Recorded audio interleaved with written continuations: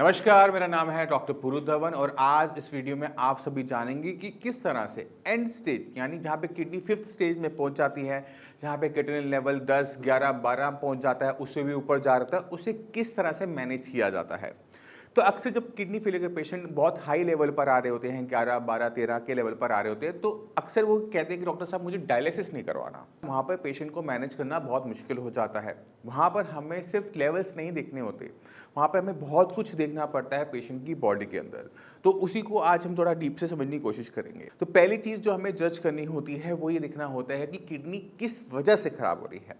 अगर कोई फैक्टर ऐसा है जो मैनेजेबल है, यानी अगर पेशेंट की किडनी बीपी से खराब हो रही है, शुगर से खराब हो रही है और डॉक्टर को लगता है कि ये बहुत ईजिली मैनेजेबल है, तो वहाँ पर डायलिसिस को रोका जा सकता है, पहली कंडीशन। दूसरी कंडीशन, हमें पिछला ट्रेंड देखना पड़ता है, हिस्टोरिकल ट्रेंड देखना पड़ता है पेशेंट का, यानी उसकी रिपोर्ट्स देखनी पड़ती है। अगर पिछले महीने क्रिएटिनिन लेवल था 6, अब है अगले महीने में सीधा हो गया 10, 11 पहुंच गया है, यानी बहुत बड़ी जंप सडन आ रही है, बहुत कम टाइम में बहुत बड़ी बड़ी जंप्स आ रही हैं। तो यहाँ पर हमें उस फैक्टर को भी निकालना पड़ता है जो इतनी बड़ी बड़ी जंप करवा रहा है, और उसमें अक्सर हमें रीज़न मिल जाता है, वो है मेटाबॉलिक एसिडोसिस। मेटाबॉलिक एसिडोसिस क्या है, किस वजह से किडनी को इतनी स्पीड से नुकसान पहुंचाता है, इसके ऊपर मैं बहुत सारी वीडियोस बना चुका हूं, और इस वीडियो के साथ मैं आपको लिंक भी दे रहा हूं ऊपर, वहां पर जाकर आप मेटाबॉलिक एसिडोसिस को पूरी तरह से अंडरस्टैंड कर सकते हो, जहां पर किडनी बहुत स्पीड से खराब होती है। तीसरी चीज़ हमें देखना पड़ता है पेशेंट की बॉडी में स्ट्रेंथ। अगर पेशेंट बहुत ज़्यादा वीक है, पेशेंट की बॉडी में बहुत सारे सिम्टम्स आ रहे हैं, पेशेंट खाना नहीं खा रहा, पेशेंट से चला नहीं जा रहा, पेशेंट से बोला नहीं जा रहा, पेशेंट वॉमिटिंग कर रहा है, ऐसे केसेस के अंदर हमें अर्जेंट बेसिस पर डायलिसिस करवाना पड़ता है, क्योंकि वहाँ पे पेशेंट को कार्डियक अरेस्ट होने के चांसेस ज़्यादा होते हैं। पहली बात, जो इतने सारे सिम्टम पेशेंट की बॉडी में आ रहे हैं, उसकी वजह से पेशेंट मेडिसिन का इंटेक भी नहीं कर पाता। इसी वजह से पेशेंट को फूड इंटेक करने लायक, वाटर इंटेक करने लायक, मेडिसिन इंटेक करने के लायक बनाने के लिए पेशेंट को पहले डायलिसिस करवाना पड़ता है, जिससे बॉडी के अंदर जो वेस्ट मटेरियल इकट्ठा हुआ है वो कम हो जाए और पेशेंट की बॉडी एक्सेप्ट करना शुरू कर दे खाने को, पानी को, दवाइयों को, तब हमारा काम आगे बढ़ पाता है। अब अक्सर पेशेंट के माइंड में आता है कि डॉक्टर साहब अगर हमने एक बार डायलिसिस करवा ली तो हमें पूरी जिंदगी करवाना पड़ेगा। ऐसा ज़रूरी नहीं है, डिपेंडिंग अपॉन द कंडीशन ये वेरी करता है पर्सन टू पर्सन।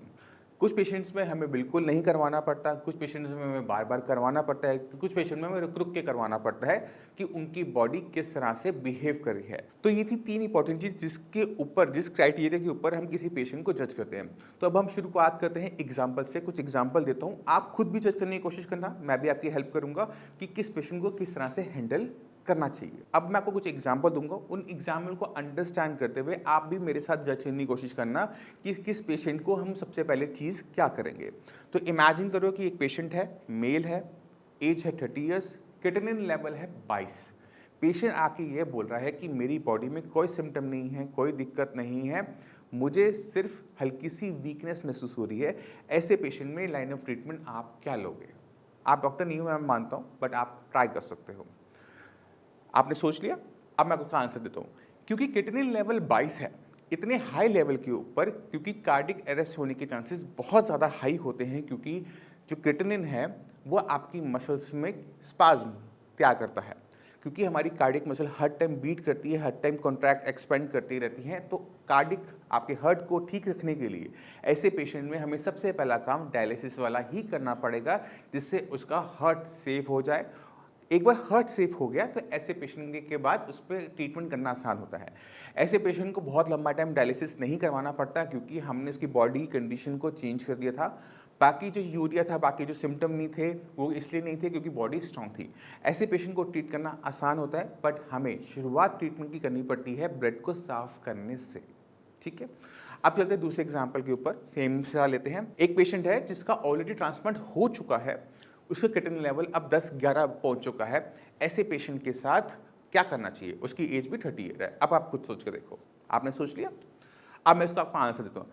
अगर आपका पहले कभी भी ट्रांसप्लांट हो चुका है, उन केसेस के अंदर हमारे पास मेडिसिन का ऑप्शन नहीं होता, क्योंकि यहाँ पर दोनों किडनी पहले खराब हुई, हमने क्या किया, हमने तीसरी किडनी एब्डोमेन में प्लेस करी, कुछ साल उसने काम किया, अब तीसरी किडनी भी फेल हो गई है। अब इस किडनी को हम जितनी मर्जी हम मेडिसिन दे लें वो काम नहीं करेगी, क्योंकि यहाँ पे किडनी रिजेक्ट हो रही है, क्योंकि किडनी किसी और की बॉडी से आई थी और हमारी बॉडी में एक इम्यून रिएक्शन शुरू होता है उसको लेकर। इसी वजह से उसको कॉन्टिन्यूसली स्टीरॉयड दिए गए थे कि वो रिएक्शन कंट्रोल्ड वे में चले। बट फाइनली जीत किसकी हुई? बॉडी की हुई। बॉडी ने उसको नेचुरल तरीके से रिजेक्ट किया, क्योंकि रिजेक्शन जो है वो नेचुरल प्रोसेस है, उसको रिजेक्ट किया। अब ऐसे केसेस के अंदर अगर हमें ट्रीटमेंट देना है तो पेशेंट के लिए सबसे बेस्ट दो ही तरीके होते हैं, या तो वो रीट्रांसप्लांट करवा ले या फिर लाइफ लॉन्ग डायलिसिस पर है। अब ये डिपेंड करता है पेशेंट की फाइनेंशियल कंडीशन के ऊपर, पेशेंट की बॉडी स्ट्रेंथ के ऊपर और पेशेंट की विल के ऊपर। तो जैसा उसका मन करेगा, जैसे उसकी जेब बोलेगी, उसको वैसे ही चलना पड़ेगा। उसके पास मेडिसिन से मैनेज होने का ऑप्शन नहीं होता। तो अगर ऐसे पेशेंट मेरे पास आते हैं तो मुझे उनको हाथ जोड़ के मना करना पड़ता है कि आप अपना ट्रांसप्लांट दोबारा से करवाएं या फिर आप डायलिसिस पे रहें, आपको मेडिसिन से बेनिफिट नहीं मिल पाएगा, और मुझे उन्हें मना करना पड़ता है। तो इस चीज़ का आप ध्यान रखेंगे। अब चलते हैं अपने तीसरे एग्जाम्पल के ऊपर। मैं आपको फिर से क्वेश्चन देता हूँ, उसको आप सॉल्व करने की कोशिश कीजिएगा। अगर किडनी लेवल मान लो 10 है, एज 30 मान लेते हैं, और पेशेंट का बीपी हाई है, ऐसे केस में आप क्या करोगे? डॉक्टर को क्या करना चाहिए? इस तरह से आप ले लो। ऐसे के जो केसेस होते हैं वो मैनेजेबल होते हैं, क्योंकि बीपी जो डिसऑर्डर है वो मैनेजेबल डिसऑर्डर है। अगर बीपी कंट्रोल कर लेते हो तो किडनी और ख़राब होना बंद कर जाती है, क्रिएटिनिन लेवल स्टेबल होना शुरू हो जाता है और क्रिएटिनिन लेवल डाउन होना शुरू हो जाता है। अभी क्रिएटिनिन लेवल कैसे डाउन हो रहा है ये भी इंपॉर्टेंट है। क्रिएटिनिन को डाउन करने के दो इंपॉर्टेंट रास्ते मैं हर वीडियो में बताता हूँ, मैं दोबारा से रिपीट कर देता हूँ। पहला रास्ता ये होता है कि अपनी बॉडी में क्रिएटिनिन जैसी चीज़ों को कम बनने दो, यानी बॉडी में ऐसा सामान कम डालो जिससे क्रिएटिनिन ज़्यादा बनता हो। तो तरीका क्या होता है कि आपको अपना प्रोटीन इंटेक बंद कर देना होता है, कम कर देना होता है। बॉडी में उतना ही आपने प्रोटीन डालना होता है जितना आपकी बॉडी को सर्वाइव करने के लिए ज़रूरत है। अभी कैसे पता लगेगा कि कितना ज़रूरी कितना ज़रूरी नहीं है? वो है आपकी KFT रिपोर्ट से। KFT रिपोर्ट में सिर्फ क्रिएटिनिन और यूरिया अक्सर आप देखते हो, बाकी रिपोर्टों को आप देखते नहीं हो, बट उसी के अंदर टोटल प्रोटीन और एल्ब्यूमिन की वैल्यूज़ भी आ रही होती है। अगर वो नहीं आ रही हो तो आप अपना KFT के साथ LFT करवा लेना, उसके अंदर टोटल प्रोटीन और टोटल एल्ब्यूमिन आपके ब्लड में कितना है वो पता लग जाएगा, यानी आपकी बॉडी में कितना प्रोटीन है वो पता लग जाएगा, और उसके हिसाब से हमें ट्रीटमेंट चलाना पड़ता है। अब अगर आपकी बॉडी में क्रिएटिनिन लेवल 10 है, आपकी एज कम है, 30 के आसपास है, तो बीपी से किडनी खराब हुई है तो ये मैनेजेबल है।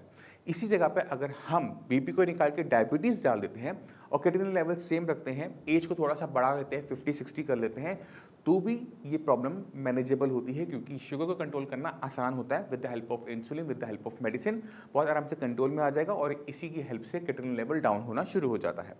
तो अगर आप नोटिस करेंगे तो एक चीज़ आप देखेंगे कि क्रिएटिनिन लेवल जितना हाई होता चला जाता है, वहाँ पर उतने ज़्यादा सिम्टम बॉडी में आने शुरू होते हैं, उतनी कॉम्प्लिकेशन आती हैं और उतनी ही लाइफ थ्रेटनिंग कंडीशंस तैयार होती हैं। तो जब आपको पता लगेगा कि आपकी किडनी खराब हो रही है, क्रिएटिनिन लेवल हाई होना शुरू हुआ है, बढ़ना शुरू है, तो जितनी जल्दी आप इस पर एक्शन लोगे उतनी जल्दी ही आपकी कंडीशन कंट्रोल में आती है। और फंडामेंटल्स को हमेशा याद रखो, किडनी कभी भी अपने आप खराब नहीं होती, कोई ना कोई कारण ज़रूर होता है किडनी को खराब करने वाला।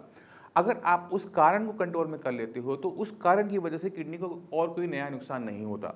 ऐसा करने से किडनी की जो कंडीशन है वो और ख़राब होना बंद हो जाती है, क्रिएटिनिन लेवल स्टेबल हो जाता है, और तभी आपका क्रिएटिनिन लेवल नीचे आना शुरू होता है। तो ये फंडामेंटल्स को हमेशा याद रखना, अपना वेट लूज कभी मत करना, खाना प्रॉपर तरीके से खाना, प्रोटीन हम ज़रूर बंद करते हैं बट हम कार्बोहाइड्रेट्स की मात्रा को बढ़ा देते हैं जिससे बॉडी में किसी टाइप की डेफिशिएंसी ना आए। बहुत सारी चीज़ें और भी होती हैं जिसको इस वीडियो में एक्सप्लेन करना मेरे लिए बहुत मुश्किल है, और मैं चाहता हूं कि आप अपनी कंडीशन को और अच्छी तरीके से अंडरस्टैंड करने की कोशिश करो, क्योंकि जब हम किसी पेशेंट को ट्रीट करना शुरू करते हैं तो सिर्फ डॉक्टर की नॉलेज काम नहीं करती, डॉक्टर के साथ साथ उतनी ही नॉलेज पेशेंट को भी चाहिए होती है, क्योंकि पेशेंट घर पर अपने आप को मैनेज कर रहा होता है, अपना BP क्या है जा रहा है, शुगर क्या जा रही है, क्या खा रहा है क्या नहीं खा रहा, तो वो हमें सिंक करना पड़ता है। तो आपकी नॉलेज जितनी ज़्यादा होगी मेरे से मिलने से पहले, मेरे लिए उतना काम करना आसान हो जाता है। अगर आपको इन्फॉर्मेशन नहीं है, ये चैनल पूरा का पूरा सिर्फ किडनी की बीमारी के बारे में इन्फॉर्मेशन दे रहा है, तो आप एक एक करके सारी वीडियोस को देखोगे तो आपको इतनी नॉलेज ज़रूर हो जाएगी जहाँ पर आप अपनी किडनी को अच्छी तरीके से मैनेज कर पाओगे। मैं उम्मीद करता हूँ इस वीडियो से आप काफ़ी कुछ समझ गए। फिर भी माइंड में कोई भी डाउट हो, कुछ भी पूछना चाहते हो, डॉक्टर्स की टीम अवेलेबल है, मेरे से भी आकर मिल सकते हो, और इसी के साथ मैं आपसे चलने की आज्ञा चाहूँगा। मगर जाने से पहले मैं चाहता हूँ कि आप ये रिपोर्ट्स को देख के ज़रूर जाएँ।